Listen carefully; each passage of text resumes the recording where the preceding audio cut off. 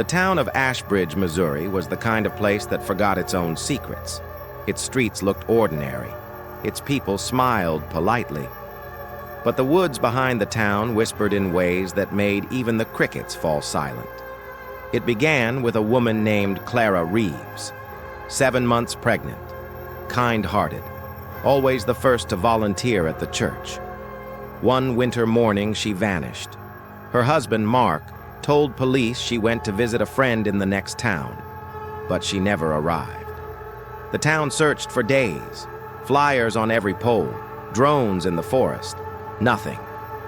Until someone noticed an old farmhouse by the edge of Hollow Creek. It was supposed to be abandoned, but one of the neighbors swore they saw candlelight inside.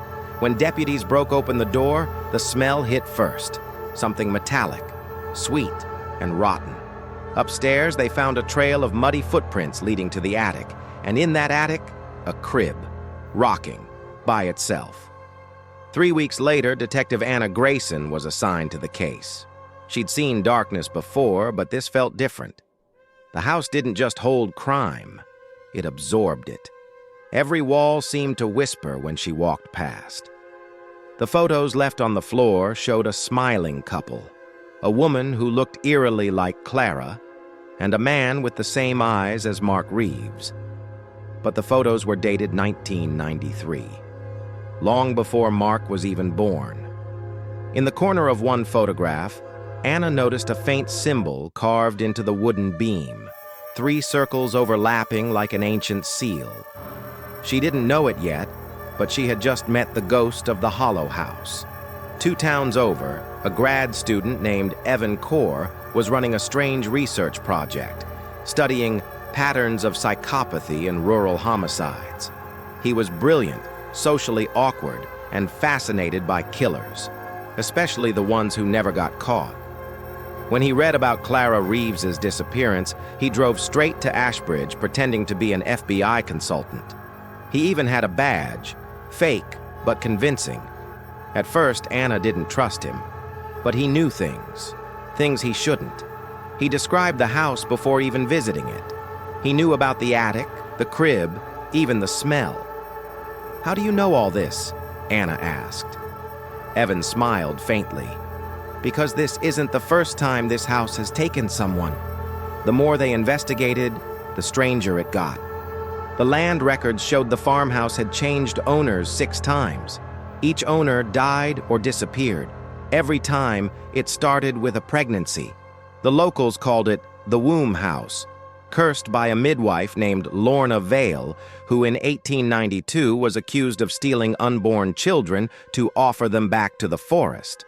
They hanged her behind the barn, but the legend said she never died. Her body rotted, but her voice lived on in the walls, whispering to women who carried life within them. One night, Anna returned to the farmhouse alone. Wind howled through broken glass. The air was cold enough to bite. She carried a lantern and her gun, both shaking in her hands. As she reached the attic stairs, her radio hissed. A faint voice came through. "Detective, he's behind you." She spun around. Nothing. "Evan," she whispered. He stepped into the light, his face pale, eyes wide, hands trembling, but his expression wrong, too calm. "You shouldn't have come alone," he said softly. "She's awake now." Before Anna could move, the crib began to rock again. The blanket inside it twitched. Something was moving underneath. Evan stared at it, his lips quivering with something between fear and devotion. "She promised me I'd understand," he murmured.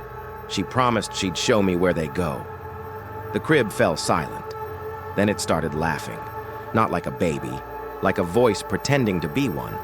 The blanket folded back on its own, revealing nothing but blood and a tiny pulsing heart, still beating. Anna fired, once, twice. The sound echoed through the house like thunder, but when the smoke cleared, Evan was gone. Only his recorder lay on the floor, still running. She picked it up. The playback was warped, layered with static. But through the distortion, one line repeated again and again in Evan's voice. "It's not a house, it's a womb." It's waiting to be filled. 3 months later, the case was closed. Clara Reeves was declared dead. Mark was institutionalized after confessing to a crime he didn't understand. "I didn't take her," he told the doctors. "The house did." Detective Grayson quit the force. She moved to a different state, changed her name, tried to forget. But forgetting doesn't work when something remembers you. A year passed. Anna's belly grew round beneath her sweater. She was 6 months pregnant. Her boyfriend was thrilled. She tried to be. But every night, she woke up from the same dream. The old farmhouse, the attic crib, and Evan's voice whispering, "She's waiting." When the baby kicked for the first time, Anna smiled for a moment, until she saw the mark. 3 overlapping circles imprinted faintly on her skin. The same symbol from the house. One stormy night, the power went out. Anna lit a candle and froze. The air smelled faintly of iron, that same metallic sweetness she'd never forgotten. Her phone buzzed once, a voicemail, no number. She pressed play. "Detective Grayson," the voice said, calm and hollow. "It's time to come home." Lightning flashed outside. For an instant, she saw it. The shadow of the farmhouse standing across the street, even though it had burned down a year ago. The crib was in the window, rocking, waiting. When the police arrived the next morning, Anna was gone. The only thing left was her candle, melted down to the base, and her recorder lying beside the crib she swore she'd never see again.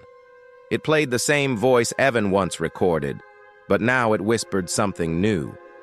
She wanted a child, so I gave her mine. And then, the faint sound of a baby crying, distant, echoing, and wet, as if coming from inside the walls themselves. To this day, no one builds near Hollow Creek. The land is quiet, empty, but the soil beneath it hums softly, like a heartbeat. Locals say if you stand by the trees at midnight, you can hear the sound of a woman humming a lullaby. And if you follow that sound, you'll find the crib still rocking, waiting for someone new to fill it.